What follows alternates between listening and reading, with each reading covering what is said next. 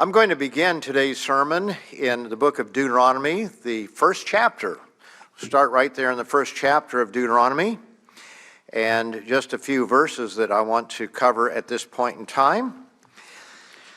It says in verse 2, "It is 11 days' journey from Horeb by way of Mount Seir to Kadesh Barnea. Now it came to pass in the 40th year, in the 7th month, on the first day of the month, that Moses spoke to the children of Israel according to all that the Lord had given him as commandments to them." This is one of those passages of Scripture that it's easy to read right over. It's a very important passage of Scripture because it tells us when this was written, or when they came here to where Moses began to record the book of Deuteronomy. He might have actually started before that, but it's talking about the end of their journey, toward the end of the time that they had been in the wilderness. But what it says there is that it took 40 years to cover a distance of an 11-day journey. And so the obvious question is why?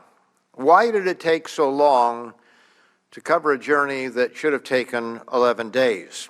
Now, most of you who are here believe you can give the answer to that question. We understand, generally speaking, but the answer should be obvious, but is it obvious? Is it truly obvious to us? I was reading through a specific incident that we'll look at today, not too long ago, and it just struck me in a little different way than the way I'd read it before. And really it comes down to understanding what was going through the minds of these people. It's easy to look back and say, what a bunch of idiots they were. What a bunch of faithless people. But if we put ourselves in their shoes, we can begin to understand a little bit about our own human nature and what we might do under similar circumstances. So in today's sermon, we'll look at an incident a little deeper into this subject to learn not only what happened, but why it happened. We'll look into an incident that is recorded in the book of Numbers and draw upon 5 lessons that we can learn from this incident so that we don't make the same mistake. The incident that I'm talking about is found in the 13th and 14th chapters of the book of Numbers. You may have already guessed that. This is something that is often covered during the days of unleavened bread or leading up to the days of unleavened bread. This was when the spies, all except Joshua and Caleb, brought back a negative report following their 40-day exploration of the land of Canaan. And the upshot was that the people rebelled against Moses and Aaron. They murmured and they complained. They wanted to appoint another leader. They nearly stoned Joshua and Caleb, perhaps Moses and Aaron as well. But the end result was that an 11-day journey took them 40 years, and all those people died in the wilderness, all who were 20 years of age and up. They did not enter the promised land as they had set out from Egypt to do. And it's easy to condemn the Israelites in our own minds, thinking we would have reacted differently. I know the first time I ever heard this in a sermon way back in Pasadena, California, in the Pasadena Civic Auditorium where we met for Holy Days. We had 2,000-3,000 people in those holy days coming in from other parts of Southern California, as well as the college and the main headquarters congregation. And I thought, how could they possibly do such a thing as that? After all, they'd seen the Red Sea open up. They had manna coming down during those years. They had so many miracles that took place that God used to bring them out of Egypt. And how in the world could they possibly react the way that they did? But unless we understand not only what happened, but why it happened, we're doomed to repeat their mistakes. And I think that over a period of time, many of us have come to the realization that we're not all that different from the children of Israel. That we make some of the same mistakes, that we grumble, we complain, we have our own difficulties. Now let me pivot for a moment to an example of what I mean by understanding why it happened. To give you something totally different, but it's relevant to this subject of understanding why. Many decades ago, I say many, more than 3 decades ago, I came into a congregation that had a particular problem, had a number of problems, but one of the problems was that a lot of the young ladies were finding themselves with children without a husband. And one particular one that I remember discussing, with more than one, but one that I'd like to mention here without naming the individual, found herself in that situation, and because there had been so many within a very short period of time, I had a very simple rule that whether you were the girl or whether you were the guy, in this case most of them were girls that had gone to dance clubs downtown and other situations, and the fellows were not in the church, but sometimes they are. But it was a very simple rule: you're out of the church until the baby is born, and then we'll discuss coming back. And it didn't matter whether it was the girl or the boy that was involved. There had to be a change in direction. There had to be an understanding that this was unacceptable, that you can't just walk in and be a hero and have everybody give you presents and look at, everything, showers and all that sort of thing, that this was a cultural problem that existed there, and it had to change. And in discussing the situation with this young lady, she was quite emotional at times, and she said, well, you act as though I planned for this to happen. And as I explained to her, no, I'm not saying you planned for it to happen. What I'm saying is you did not plan for it not to happen. You didn't plan for it not to happen. And unless you understand what happened and why it happened, not so much what, but why it happened, you are doomed to make this mistake again. And at one point she got quite emotional and she said, you don't know me. This will never happen again. Well, she never understood why it happened. She couldn't comprehend the events that led up to it. Now, I'll come back to this a little bit later, but let me review the account in Numbers, and let's see not only what happened, but we'll also see why it happened. In Numbers, the 13th chapter, beginning in verse 1, says, And the Lord spoke to Moses, saying, Send men to spy out the land of Canaan, which I am giving to the children of Israel. From each of the tribes of their fathers you shall send a man, every one a leader among them. So Moses sent them out, and it lists all the names of the individuals. And it's interesting because these were real human beings. And perhaps we might say that maybe you would be one of the leaders. Put yourselves in the shoes of these individuals. You might be one of those leaders that was sent out. What an honor that would be to be just one of 12 individuals that were sent out to spy out the land. And I'm sure that they felt very privileged to be able to do so, and we're looking forward to that. But it didn't turn out exactly as they had planned it.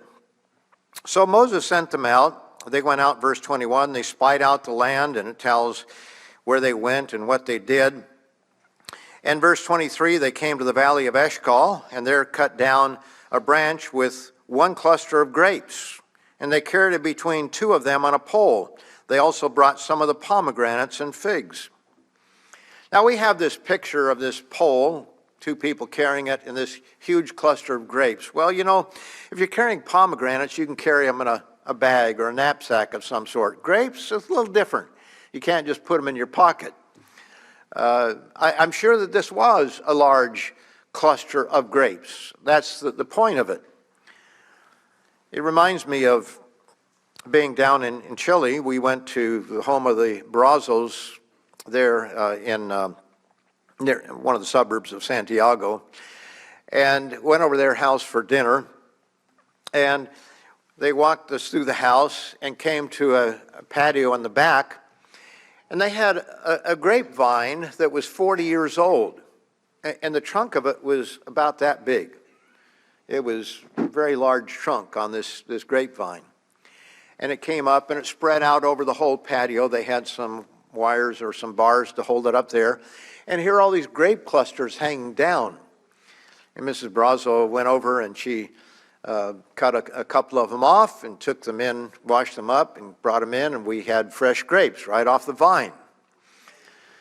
But with grapes, you can't just carry them in your pocket. So they had a pole, and the sense is that this was a very large cluster of grapes. How large, we don't know. But the word Eshcol comes from the word cluster. The place was called the Valley of Eshcol because of the cluster which the men of Israel cut down there, verse 24. So they returned from spying out the land, verse 26.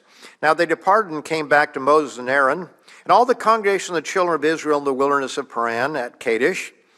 And they brought back word to them and to all the congregation and showed them the fruit of the land. Then they told him and said, we went to the land where you sent us. It truly flows with milk and honey. That's what God said that he was taking them to. And this is the fruit. Nevertheless, so we have the good news and the bad news. The good news is a land flowing with milk and honey. The bad news is that the people who dwell in the land are strong. The cities are fortified and very large. Moreover, we saw the descendants of Anak there. Now, when you think about it, just consider what it would be like to go into a land. You're going to take over that land. They had come to the iniquity of the Amorites, as God predicted. There was so much sin, and you can read there in Numbers, Leviticus, the 18th, 19th, 20th chapters, all the sins that they were committing in the land.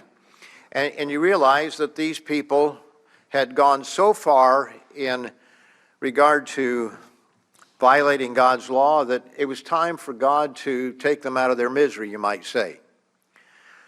And God didn't just wipe out a righteous people.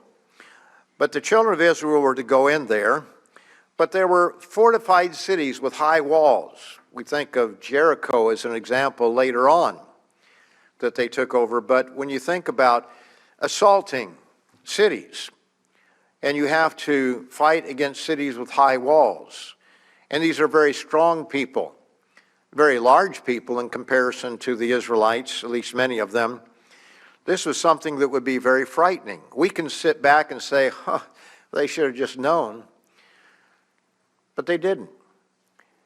And how often do we, when we're in situations where we don't understand something or we're going against a difficult trial, how often do we panic and not follow through with what we know is the right course of action? So they're strong and fortified. The Amalekites dwell in the land of the south, and Mr. Hernandez has talked a bit about Amalekites and the kind of people they were and how they attacked the weak people. And we look at Gaza today and believe that many of those are Amalekites and the atrocities that they committed.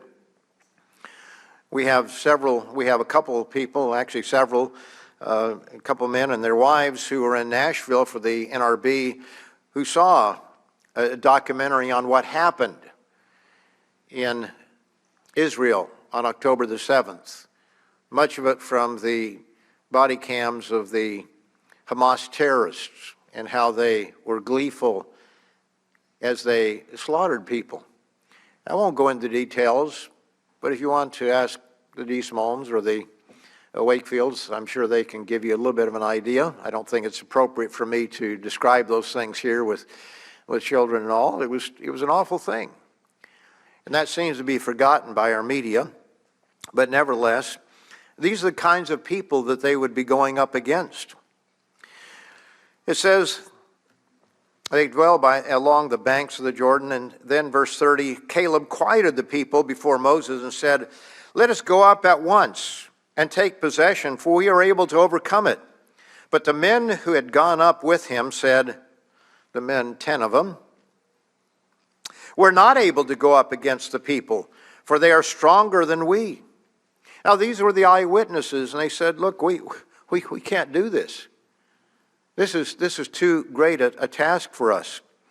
And they gave the children of Israel a bad report of the land which they had spied out, saying, the land through which we have gone as spies is a land that devours its inhabitants. And all the people whom we saw in it are men of great stature. There we saw the giants, the descendants of Anak came from the giants, and we were like grasshoppers in our own sight, and so we were in their sight. Now, it's easy, again, to say, well, we would have faith, we would just do it, whatever God says, but that's not our nature. And here are all these people, 10 of the 12 saying, no, this is a bad idea. This is not going to work out well.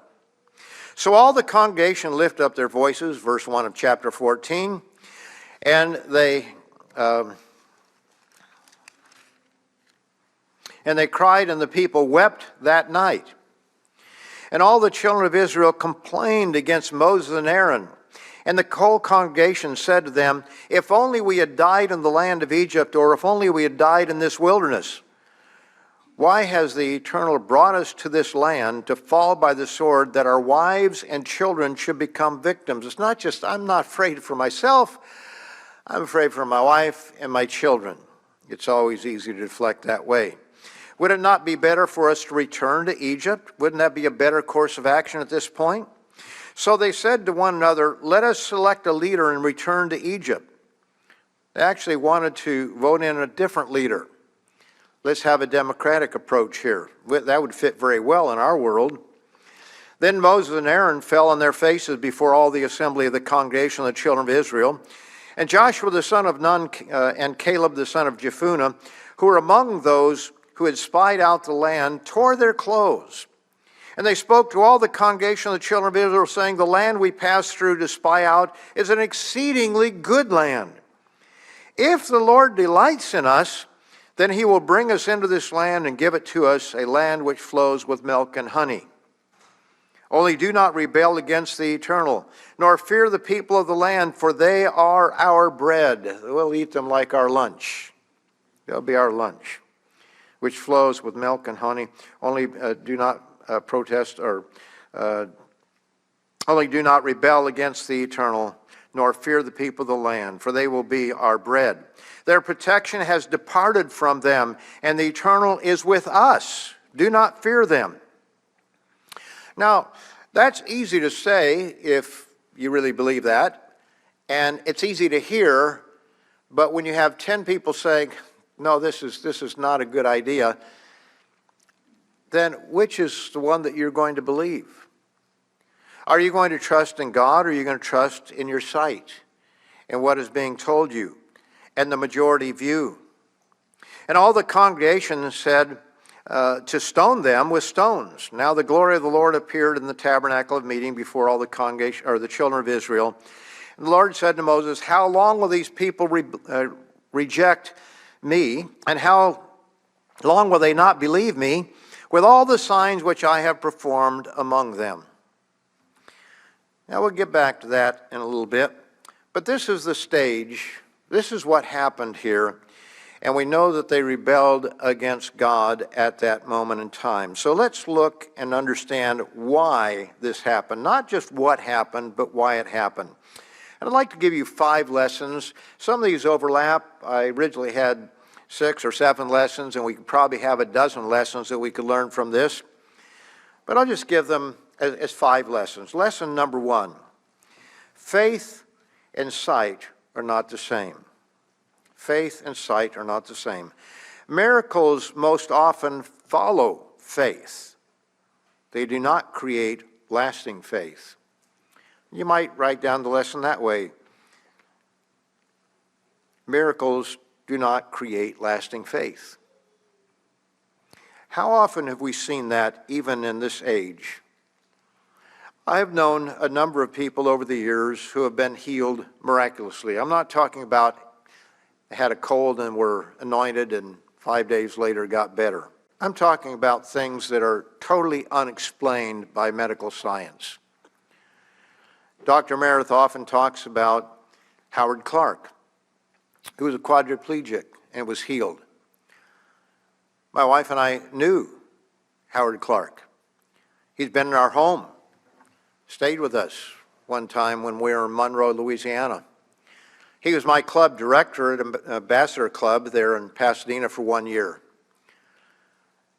He was an individual that was around the campus and everybody knew. He could play handball. Mr. Strain could vouch for this. Mr. Orban probably as well. He could play handball, but he also had 2 crutches that he would, after a hard handball game, he'd kind of walk around that way, just as, helping himself a little bit. In other words, he was not 100% healed, but he was able to walk, whereas before he couldn't. And not only able to walk, but play a vigorous game of handball. And God had healed him. And most of the time, he'd just walk around as normal as anybody else. But again, there were times when he would be a little bit tired, and he would use these 2 walking crutches, by hands. But clearly, God healed him. It was a miracle. And there were too many people in that area who knew that he was healed miraculously.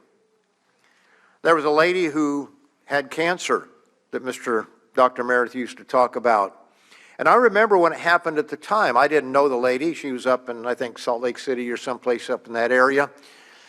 And I never knew it, but I heard about it when it happened, that she had breast cancer and really got to the very last breath of life.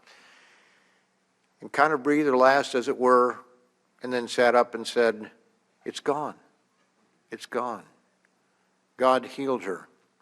And I've known of several others over the years, some that were very miraculous and I was, very much aware of. But you know what? A lot of those people have fallen away for whatever reason. Those miracles did not keep them in the truth. Miracles do not last. We somehow come up with other explanations in our mind as to why something is the way it is, why something happened. Miracles do not last forever. They may last for a period of time. And is that not what we see with the children of Israel? If you walk through the Red Sea, seeing, walls of water on both sides, not just a few feet of water, but like a wall of water well above your head, and you're walking through the Red Sea, that's something that's hard to forget. But that miracle did not last. And all the other miracles, the manna that came 6 days a week, it didn't last for them, did it?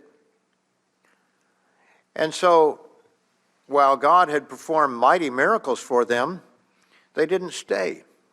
Over in 2 Corinthians 5, 2 Corinthians, the 5th chapter, we could begin in verse 1, but I'll just read verse 7. This is a principle here, and it's quoted elsewhere. For we walk by faith, not by sight. You see, we are to walk by faith, not by sight. The children of Israel were walking by sight. And if we're honest with ourselves, we often do the same. We often walk by sight rather than faith. And yet, as Paul told the Corinthians, we are to walk by faith. We walk by faith, not by sight.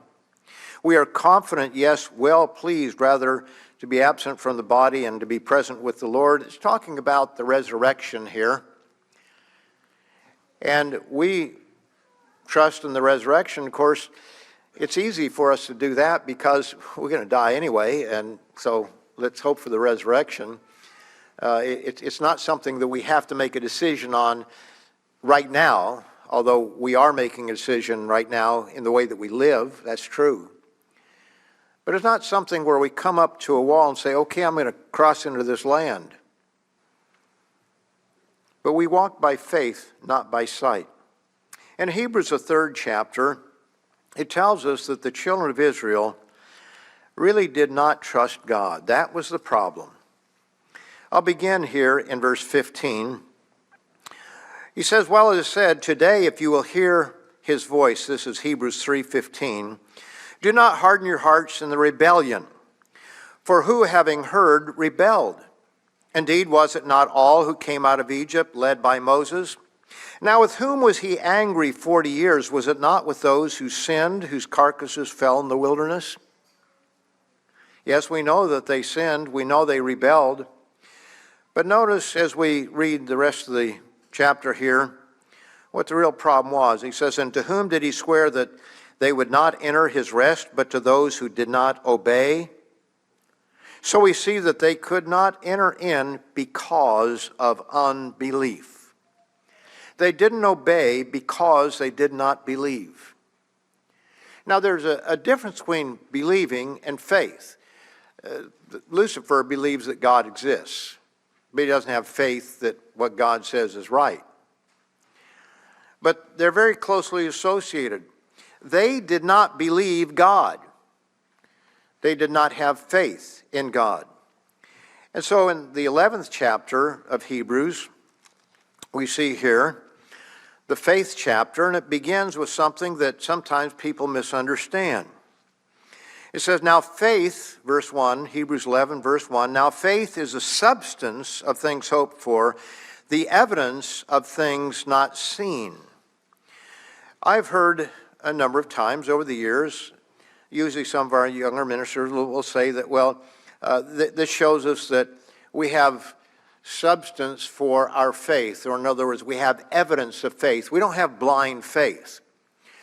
And that's true. We don't believe blindly. We have reason to believe that God exists. We have reason to believe that the Bible is His Word. But there are people that believe that God exists. There are people that believe that the Bible is the Word of God, but they don't believe that they have to obey it. You have many billions of Christians who subscribe to the Bible, but they reason around the Sabbath day, they reason around other things. They don't fear God in that way, and they don't tremble before the Word of God. But faith is the substance of things hoped for, the evidence. Faith is the evidence of things not seen. In other words, evidence is important, but faith is the evidence to act on what is before us. That is evidence. Faith is evidence. It's not that we have evidence for our faith. That's not the point of this verse. It is true elsewhere that we see that we don't have blind faith, but that's not the point of this verse. And I wrote an article on the subject some time ago, a couple years back. But faith is the evidence of things not seen. You see, when the children of Israel came to the promised land and they spied it out, they had plenty of evidence that God exists, the opening of the Red Sea, the manna every day, all those miracles that took place in Egypt, the death of the firstborn and their protection. They had plenty of evidence, but you see, they didn't have the faith that comes from God. And so we need the faith of Jesus Christ in us. That's why Dr. Meredith looked at Galatians 2:20 as, I think, his favorite verse. I think we could easily say that. Faith is the substance of things hoped for, well, I'm quoting here now instead of Galatians 2:20, but you can read that. And it talks about we are crucified with Christ, yet nevertheless I live, yet not I, but Christ liveth in me, and we have the faith of Christ in us. That's what we need to have, is Christ's faith in us, because the children of Israel, their faith was up and down. And when they saw something that they couldn't understand, or they couldn't understand how they could overcome the obstacle, they panicked and they went a different direction. So, lesson number one, faith is not lasting. Faith and sight are not the same. Miracles often follow faith, but they do not create lasting faith. Miracles do not create lasting faith. So when an individual says that, well, if I could just have this miracle, if I could just see such and such, then I would believe, that's a myth. It doesn't work that way. Lesson number two, We must have faith to overcome our human emotions of fear and of that which we don't understand. Faith must create courage. We must have faith to overcome our human emotions of fear and of things we may not understand. Over in the book of Revelation, the 21st chapter, we're familiar with this. Verse 8, Revelation 21, verse 8, he's talking about we must overcome. In verse 7, he says, but the cowardly, those who do not overcome their fears, unbelieving, abominable, murderers, sexually immoral, describes all these terrible things, and he says, all liars shall have their part in the lake of which burns with fire and brimstone, which is the second death. In other words, to be cowardly is to be thrown into the lake of fire.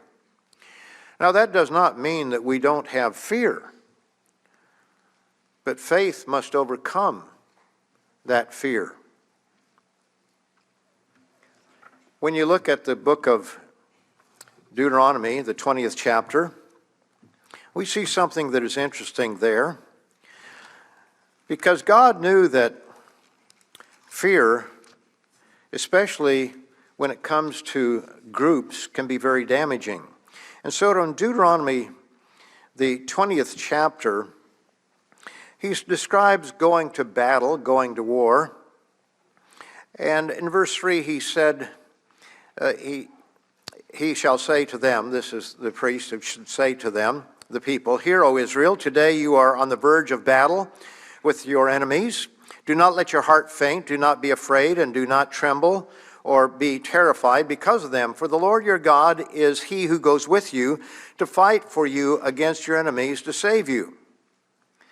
Then the officers, verse 5, shall speak to the people, saying, what man is there who has built a new house and has not dedicated it? Let him go and return to his house, lest he die in the battle and another man dedicate it.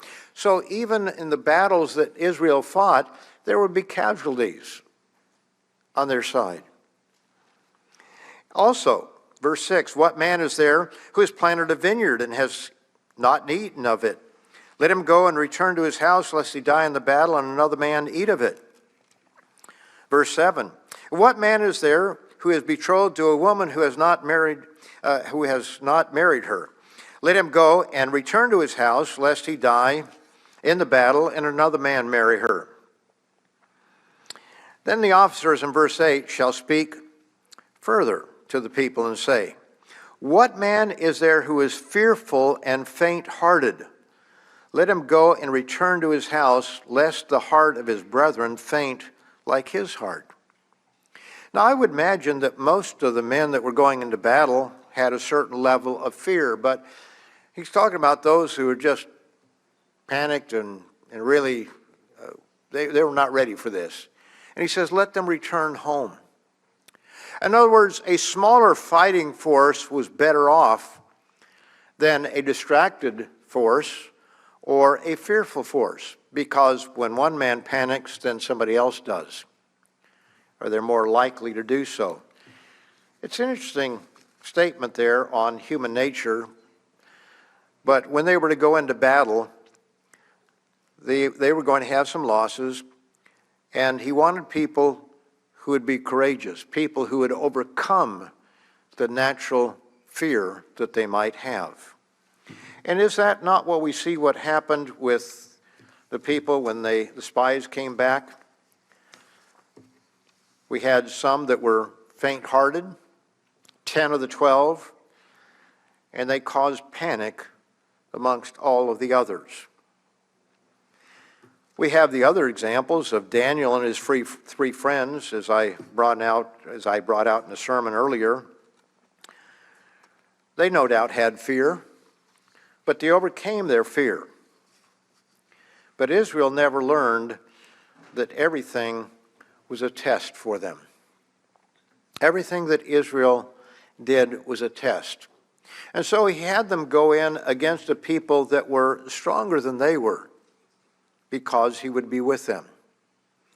All the things that happened to Israel, going 3 days without water and having a lack of food, at least it seemed like at times. All the things that happened in the wilderness were tests.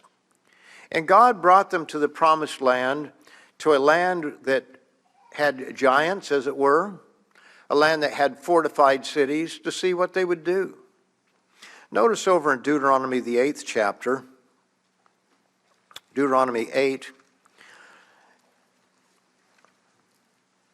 and I'll begin in verse 1. Every commandment which I command you today, you must be careful to observe, that you may live and multiply and go in and possess the land which the Lord your Lord swore to your fathers.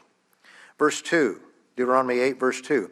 And you shall remember that the Lord your God, or the eternal your God, led you all the way these 40 years in the wilderness. Why? To humble you and to test you, to know what was in your heart, whether you would keep his commandments or not. It was a test to see what they would do. Notice verse 16, breaking into a thought here. Who fed you in the wilderness with manna, which your fathers did not know, that he might humble you and that he might test you to do you good in the end. Remember what was given in the sermonette back in Exodus 16th chapter, verse 4. He was going to rain down manna. He was going to test them whether they would obey his command or not. And the command was, gather it 6 days, but don't gather on the seventh day. That was a test for them. It was a test for them just to not gather up too much on one day and try to keep it over. God wanted them to follow his command precisely. And we find that there were those who did not. That he might humble you and that he might test you to do you good in the end. Do we realize that that's what God is doing with us? Sometimes we go through trials and we don't understand them. Sometimes we have a loved one die. Sometimes we get sick and have terminal illnesses. Sometimes we suffer. There are a lot of things that happen to us. But do we realize that all of it really is a test, because God is looking at 1 billion years squared. He's looking at a time span so far beyond this physical existence. But we're physical, aren't we? We're physical, that's all we know. And it's easy to try to protect the self right now instead of looking at the big picture. You see, Israel couldn't see the big picture. They couldn't see down the road of living in that land. God, perhaps at that point, would have protected them at the beginning of the 40 years so that they didn't have losses. He would fight their battles for them. They wouldn't have to fight their battles in the same way. But they didn't trust God. So by the time you get to the end of Deuteronomy, well, things are a little bit different. But the bottom line is they just could not trust God. They were walking by sight. And yet we must overcome our fears, and we must have the faith to overcome our fears, to recognize that God will work things out. God is testing us. He's humbling us. And everything in life is a test, as Mr. Carl McNair used to say. It's all a test. And if we don't pass it this time, he's going to bring it on us again to test us again later on. Lesson number 3. We're easily influenced by the crowd that we can see rather than by God whom we cannot see. Or just very simply, we're easily influenced by the crowd. The RCMA, Religious Conference and Management Association conference, was in Kansas City one year. We attended it down in Fort Worth and Kansas City, and I seemed like someplace else, I don't remember where, but it was in Kansas City, and so we attended it there. And Alan Funt's daughter was there. He was the creator of Candid Camera. Now, some of our younger people probably don't know what Candid Camera is, but it basically, they would have these setups, and they would do some goofy things just to see how people reacted. And we have spin-offs from that as well today. But she showed us a couple of her favorite ones. One was on the elevator. And they had actors that were already on the elevator, and then it would stop at a floor and somebody would get on. And the actors would all turn to the back of the elevator. Now, there was no door at the back, but they would turn to the back. And it was always interesting how the person who was not in on the gag would turn with them. Everybody else would look in the back, and so he would turn to the back. And an even funnier one was where back in the 50s and the 60s, mostly the 50s, men wore hats, not ball caps, but actual dress hats with their suits. And you've probably seen some with Mr. Armstrong and even Dr. Meredith wearing a hat back in the 50s and earlier, 40s, 50s, and earlier. And so they would be on the elevator, someone would get on with a hat, and they would take theirs off. And that person would take his off. And then they would put theirs back on, and the person would put his back on. It's really quite funny how easily someone could be led in that way. And that's just human nature. I took a class in sociology at Ventura College, and about the only thing that I remember from the class was that people react differently in groups than they do as individuals. And that's what this is all about. We don't always act the same when we are influenced by other people than we would if we're all by ourselves. In Proverbs, the first chapter, it gives us some advice. Proverbs 1, beginning in verse 10. He says, "My son, if sinners entice you, do not consent. If they say, 'Come with us, let us lie in wait to shed blood. Let us lurk secretly for the innocent without cause. Let us swallow them alive like Sheol, and whole like those who go down to the pit. We shall find all kinds of precious possessions. We shall fill our houses with spoil. Cast in your lot among us. Let us all have one purse. My son, do not walk in the way with them. Keep your foot from their paths.'" And it goes on, but the point is, he's saying, don't let the crowd cause you to do something you know you shouldn't. What do we call that today? Peer pressure. Peer pressure. And young people are especially susceptible to peer pressure. When you're by yourself, you might not do something, but when all the guys you're with, or the girls, but specifically the guys usually, they want to do something, who wants to be the one that says, "Hey guys, I'm not a part of this"? Sometimes our young people will take the right action. But too often, they'll follow the crowd, won't they? If everybody's smoking, if everybody's using drugs, if everybody's drinking, they'll follow the crowd. They'll do it. And you know, adults are also subject to peer pressure. Go along with certain things. And I'll give you a couple of biblical examples of that in a minute here. In the book of Exodus, we are told not to follow a crowd. Exodus 23, this is in the Old Covenant there. But the principle is right.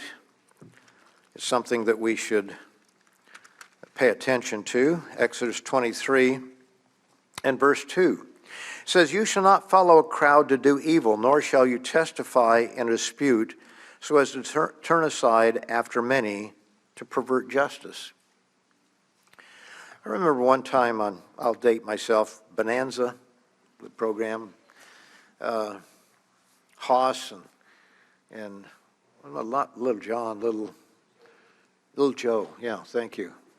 I see somebody else has been around.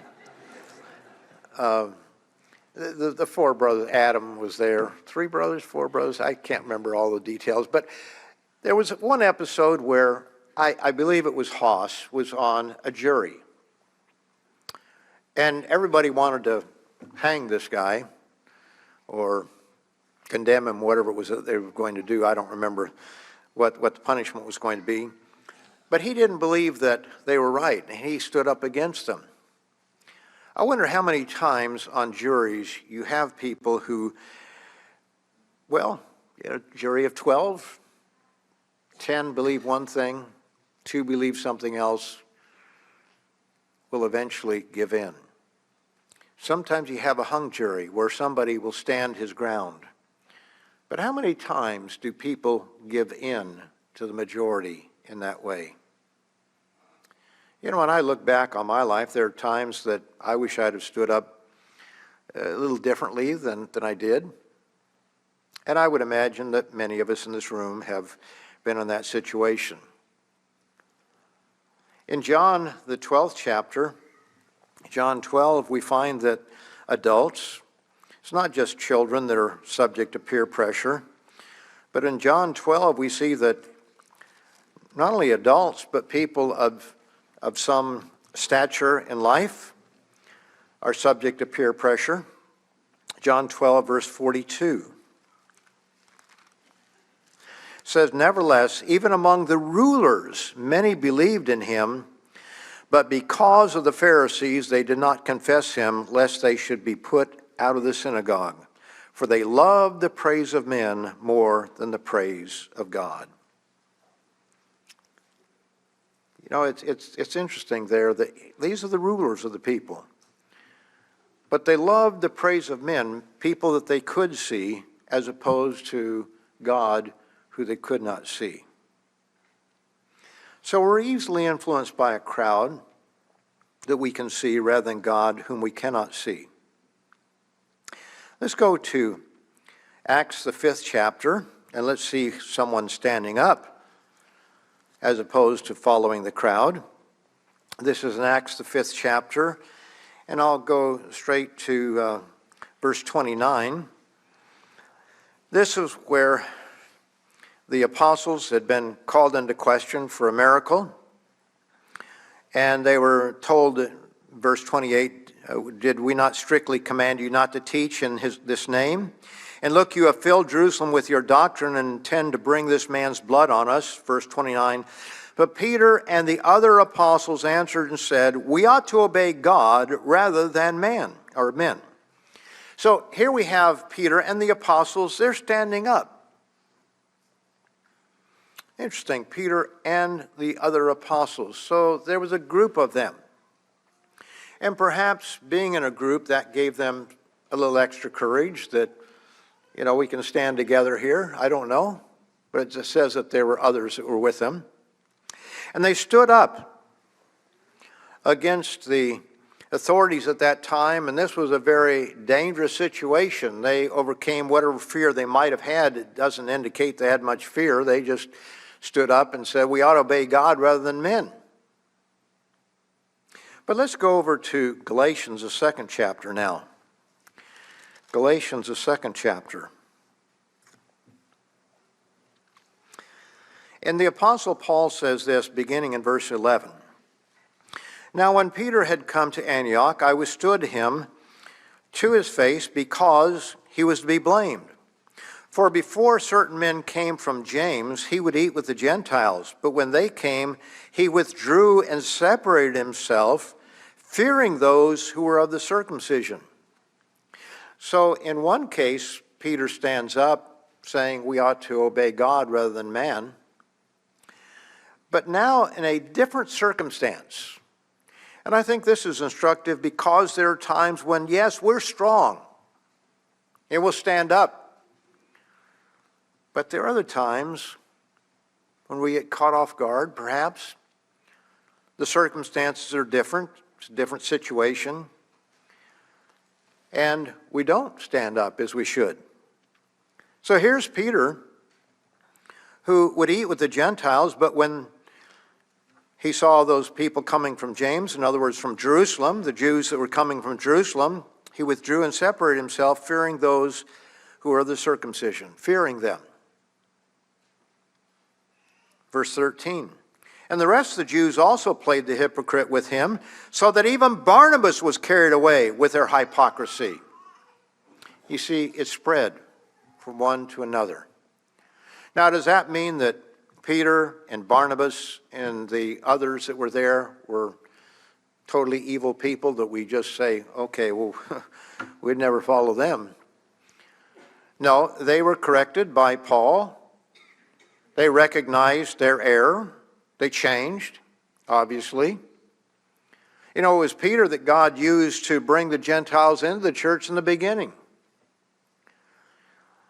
We see that sometimes our faith is not always static.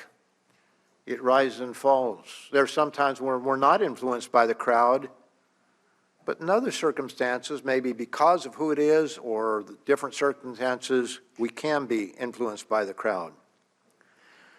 So we must understand that that is part of our nature, that it's easy to be influenced by a crowd that we can see rather than God whom we cannot see. That's lesson number 3. Lesson number 4, there comes a time when it's too late, when the die is set. Let's go back to Numbers 14. And let's just notice that sometimes mistakes that we make are of the nature that there's no turning back. We might turn back, but God's not going to. Here we have Numbers, the 14th chapter, verse 39. It says, Then Moses told these words to all the children of Israel, and the people mourned greatly. And they rose early in the morning and went up to the top of the mountain. Well, what were the words that they were told? Let me go back and pick that up. Verse 34, where this is a memorization scripture. According to the number of the days in which you spied out the land, 40 days. For each day you shall bear your guilt 1 year, namely 40 years, and you shall know my rejection. In other words, God was going to cause them to wander in the wilderness for 40 years. That was stated. But when Moses tells them the words, the people mourn. They had buyer's remorse, you might say. They realized, maybe we did make a mistake here. Maybe we should have gone in. So, verse 40, they rose early in the morning and went up to the top of the mountain, saying, Here we are, and we will go into the place which the Lord has promised, for we have sinned. We've made a mistake. We'll go ahead. We'll go in. They said, we're not going to. Now they say, we're going to go in. And Moses said, Now why do you transgress the command of the Eternal? For this will not succeed. This is not going to work. It's too late. You're going to spend the next 40 years in the wilderness. You want to go in now? It's too late. You should have gone in when I told you to. But you murmured, you complained, and God had enough of it. He says, verse 42, Do not go up, lest you be defeated by your enemies, for the Eternal is not among you. God's not with you. You're going to be on your own. For the Amalekites and the Canaanites are there before you, and you shall fall by the sword because you have turned away from the Eternal. The Eternal will not be with you. But they presumed to go up to the mountaintop. Nevertheless, neither the ark of the covenant or the Lord nor Moses departed from the camp. Verse 45, Then the Amalekites and the Canaanites who dwell in the mountain came down and attacked them and drove them back as far as Hormah. God was not with them. There comes a time when it's too late. There comes a time when to use another analogy, when the door of the ark is closed and the rains begin. Another example is 1 Samuel 15, another famous example here. 1 Samuel 15, and I'll begin in verse 23.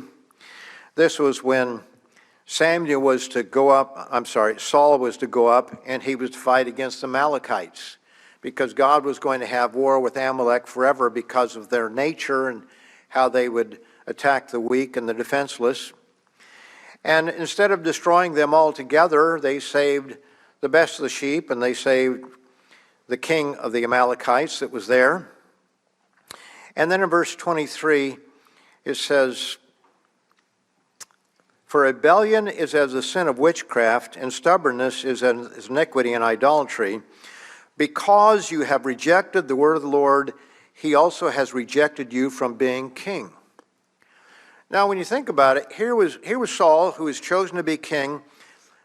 He really had the opportunity of having his dynasty be like David's dynasty forever. for the Messiah to come from his offspring. That's what Saul had the opportunity of, but he's been rejected because of this and some other things that happened before that. And so God later chose David. But right now, we see Saul said to Samuel, I've sinned, for I have transgressed the commandment of the Eternal and your words. Now, why did he do it? For the same reason the children of Israel didn't go into the promised land, because I feared the people and obeyed their voice. He was influenced by the mob, because I feared the people and obeyed their voice. Now, therefore, please pardon my sin and return with me, that I may worship the Eternal. But Samuel said to Saul, I will not return with you, for you have rejected the word of the Eternal, and the Eternal has rejected you from being king over Israel. And Samuel turned, and Saul seized the edge of his robe and tore it. In other words, he said, don't go. Let's think this over.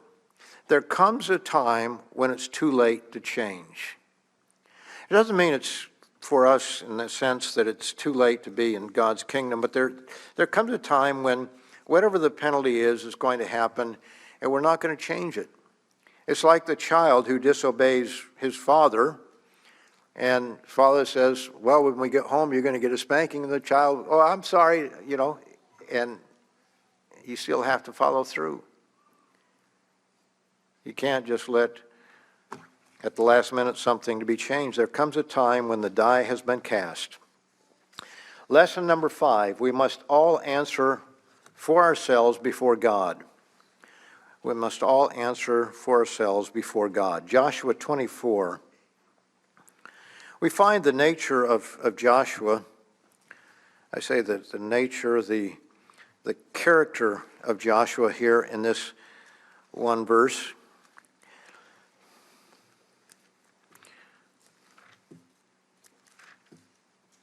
Joshua 24 and verse 15.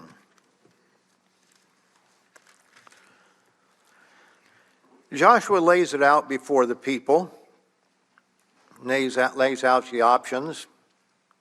And in verse 15 he says, and if it seems evil to you to serve the Eternal, if that seems like a bad idea, choose for yourselves this day whom you will serve, whether the gods which your fathers served that were on the other side of the river, or the gods of the Amorites in whose land you dwell. You can go back to Egypt, you can go back to go and serve the gods of the Amorites. But he says, but as for me and my house, we will serve the Eternal. He was of different nature than the rest of the people, and that's one reason that he went into the promised land, he and Caleb.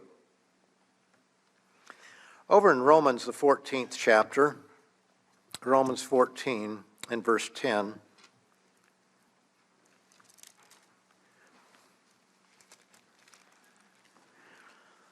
he says here, but why do you judge your brother, or why do you show contempt for your brother? For we shall all stand before the judgment seat of Christ.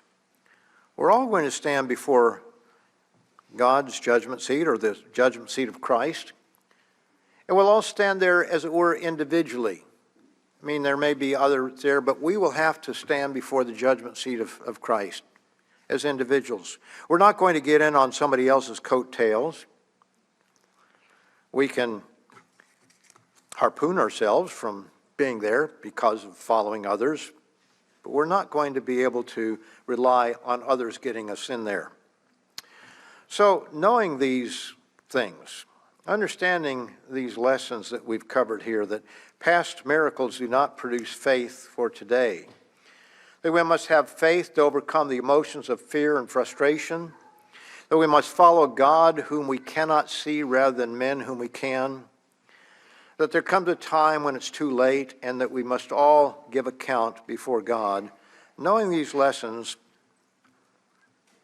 how can we plan to not make the same mistakes? Going back to the young woman that I was talking about before, I asked her, how this happened. And she said, well, you act like I planned it. And I said, no, as I said before, you just didn't plan for it not to happen. And I said, let's go back and let's walk through this. Where were you when this happened? Well, I was over at his house. Was anybody else there? No. Do you see any relationship between where you were and what happened? And she shook her head no. She didn't see any relationship. And so I said, well, would this have happened had you been sipping on iced tea in the corner booth of Shoney's restaurant? And she kind of looked at me like, are you kidding? I said, you don't see any relationship between where you were and what happened? She didn't. But she protested with great emotion that I did not know her and that she would never do this again. I had to take more than one call from her when this child was born, and one time she said, I feel like I'm in a hole and I can't get out. She can't go to school. Her parents both worked. She couldn't go to school. She couldn't get a job. She just had to take care of this child that wasn't exactly what she planned on in life. But you know, she never learned the lesson. She never was able to connect the dots between where she was and what happened and a number of other things that she should have been thinking about. She never planned for this not to happen, and so she went on to have 2 more children out of wedlock. Not all by the same person. She did not know her human nature. And so the question is, do we understand our nature? Do we understand that we are influenced by the crowd? We might say, oh, the crowd never influences me. Well, maybe it doesn't, but maybe it does. Do we panic when we have fear? Do we panic, or do we overcome that fear with faith?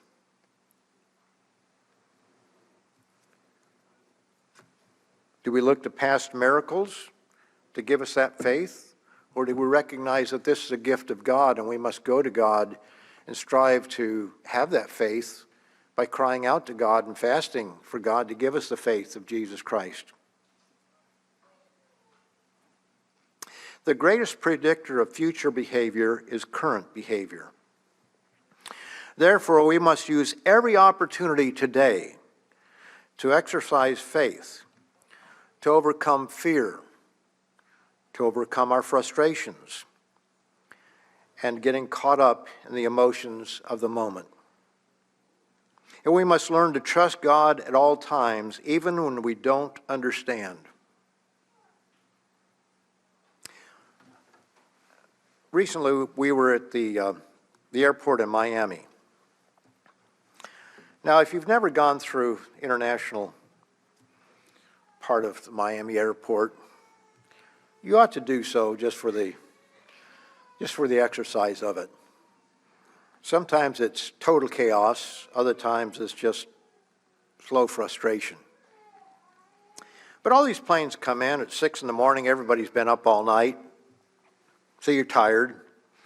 And you walk into the area where you have to go through immigration, or whatever they call it. Show your passport, tell them where you've been, and all this sort of thing. And so if you can go through the fast lanes if you have certain privileges. But anyway, most of the people are going through. And there's this long line, and there are 2 agents working there. That's all, just 2. And it's just going slow. Going slow. And then the fast track people, because they've got global entry or whatever it is, they're kind of going through, and so you've got 1 or 2 people standing over there, agents doing nothing. Well, thankfully, we had a fellow that had a little bit of ingenuity, or at least a little bit of foresight, and everybody else just kind of, nobody's in a hurry, but he decided, okay, well, I'll take groups of people to speed this process up. You know, in a situation like that, it's easy to sit back and just complain. It doesn't change anything. It doesn't make the line go faster. But it's our nature, isn't it? What's the matter with these people? They know these flights are coming in. Shouldn't they gear up for it? Well, then after that, you've got to go and find your luggage. And then you get into another line. And this is the one where they x-ray everything, including your check-on luggage. And they go through this process there. And then you have to find your flight.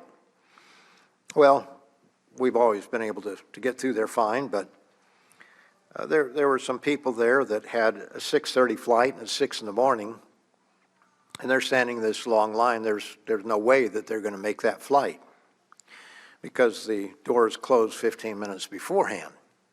So they got 15 minutes to do something that is just impossible. Well, people get frustrated at a time like that, and understandably so. But do we realize that everything in life, even though it's not our fault, is a test on how we're going to react?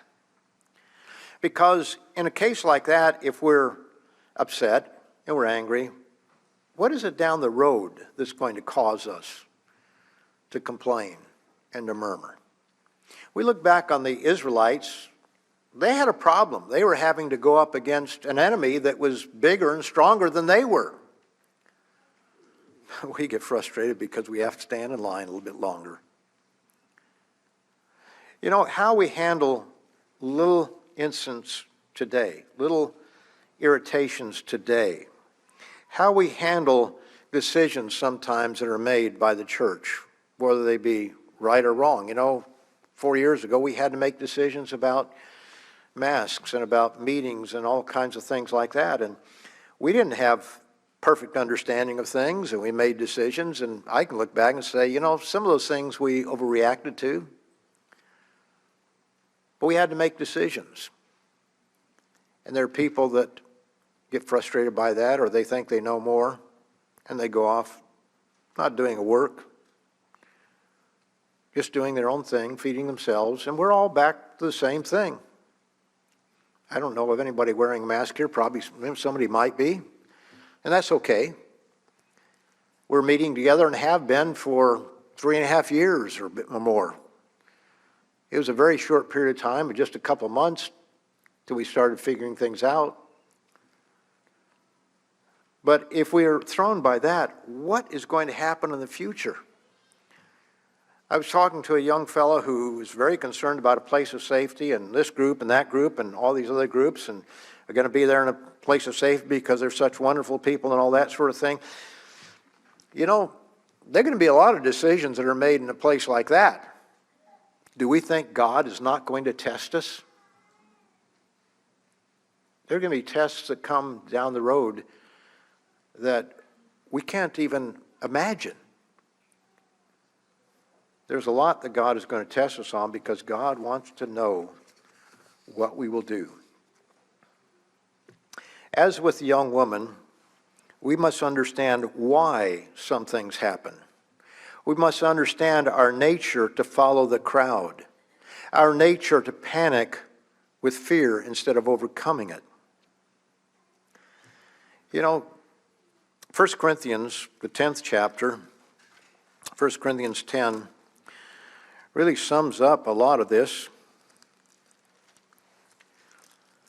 He describes the children of Israel and how they were baptized in Moses in the cloud and the sea and all of that in the first few verses. And then it says in verse 6, now these things became our examples to the intent that we should not lust after evil things as they also lusted, nor be idolaters, etc., nor commit sexual immorality, verse 8, nor tempt Christ, verse 9, as some of them also tempted and were destroyed by serpents. Verse 10, nor complain, as some of them also complained and were destroyed by the destroyer. Verse 11, now all these things happened to them as examples, and they were written for our admonition, upon whom the ends of the ages have come. And then he gives this warning, therefore, let him who thinks he stands take heed lest he fall.